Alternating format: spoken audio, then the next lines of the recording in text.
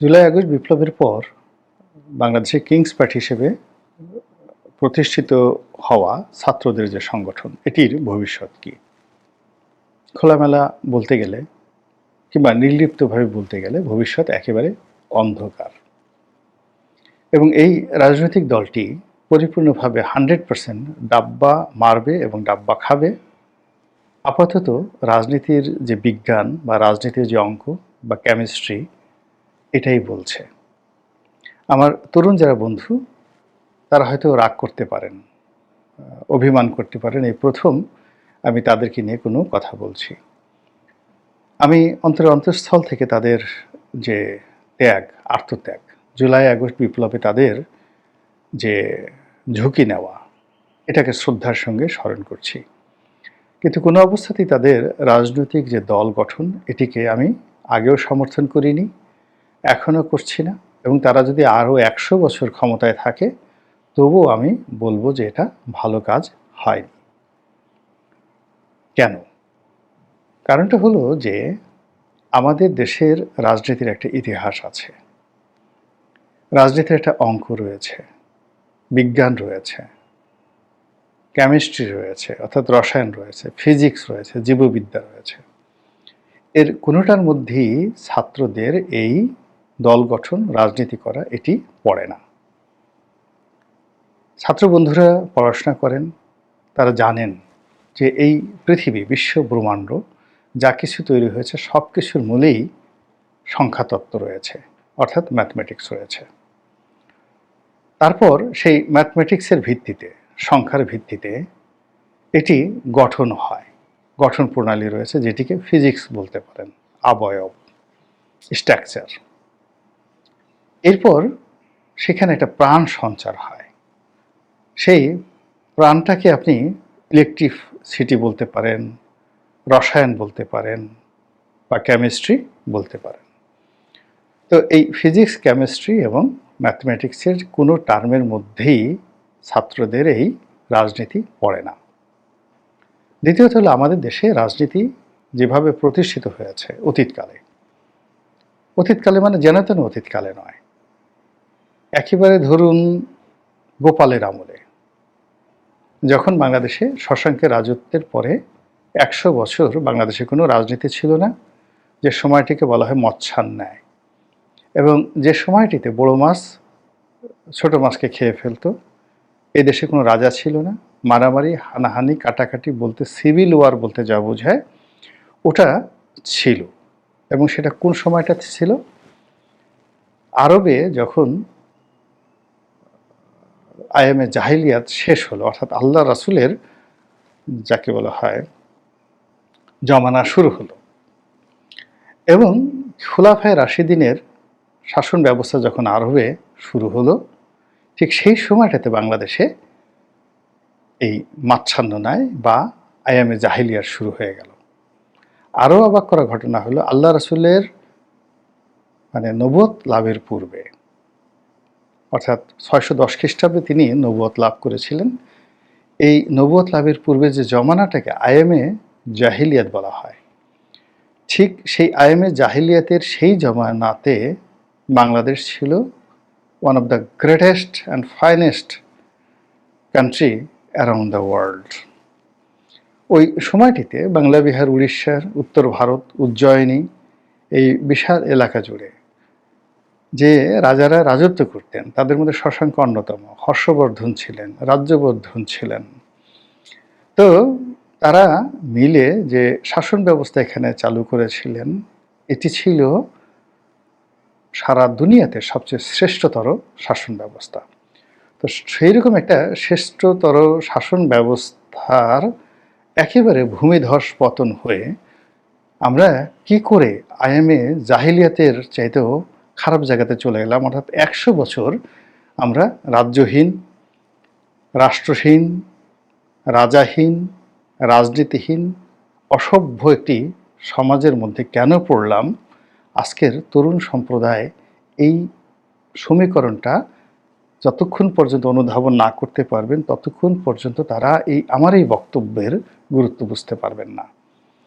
তো যেটা বলছিলাম, যে রাজনৈতিক দল করার সেই আমল থেকে, অর্থাৎ সেই 100 বছর আয়ামে জাহেলিয়াতের পর যখন এদেশের জনগণ অভিজাত বর্গ একজন রাজা নির্বাচন করলেন গণতান্ত্রিকভাবে, তিনি হলেন গোপাল, এবং সেই গোপালের বংশ পাল বংশ প্রায় 400 বছর এই বাংলা, বিহার, উড়িষ্যা সহ উত্তর ভারতের বিরাট অংশ, মেদিনীপুর, পশ্চিমবঙ্গ শাসন করেছেন, অর্থাৎ ভারতের অর্ধেকটা অংশ তারা শাসন করেছেন।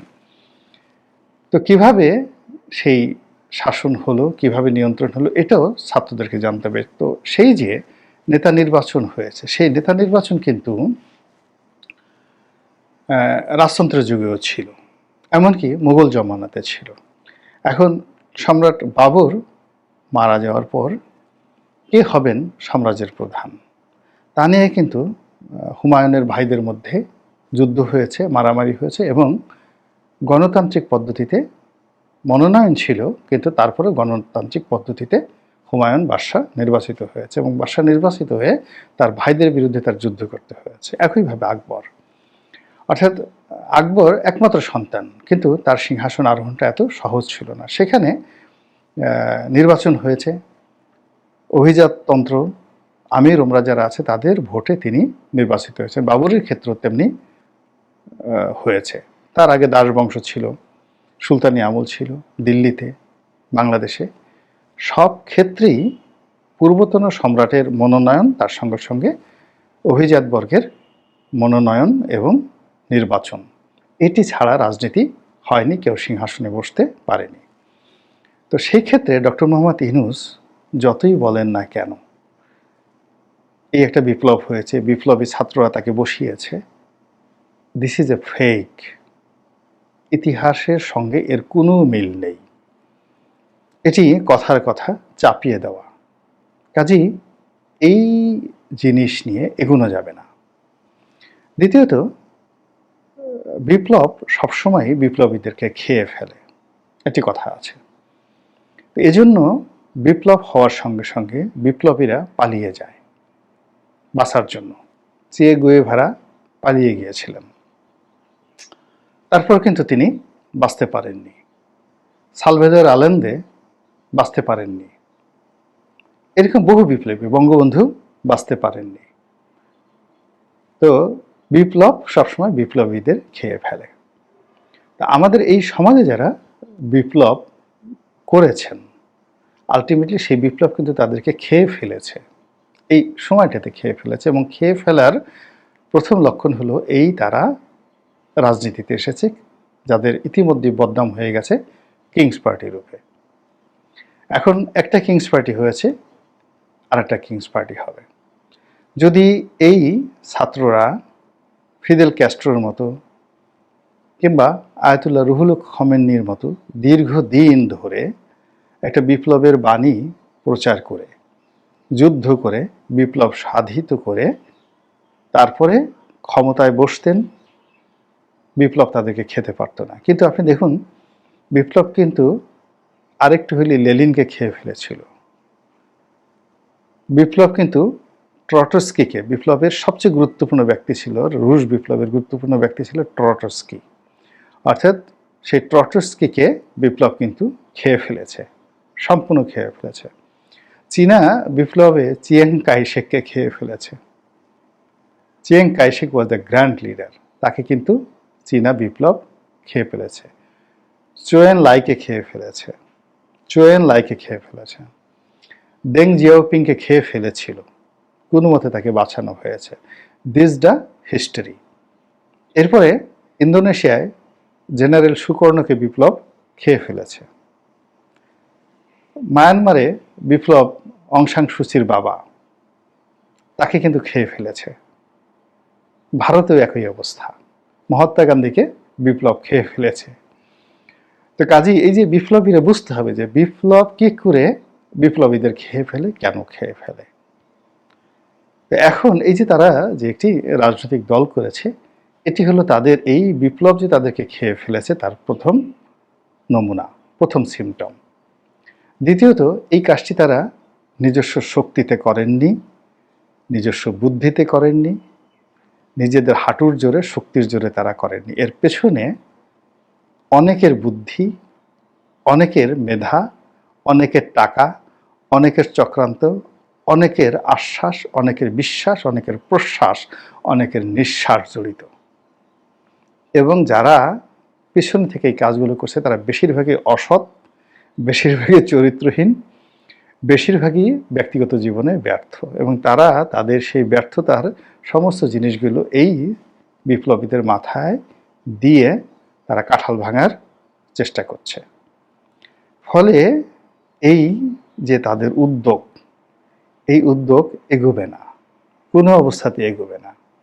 আর এটা এই ছাত্র যারা নেতৃবৃন্দ রয়েছেন, যারা দল গঠন করেছেন, তারা যত সহজে বুঝতে পারবেন ততই তাদের লাভ।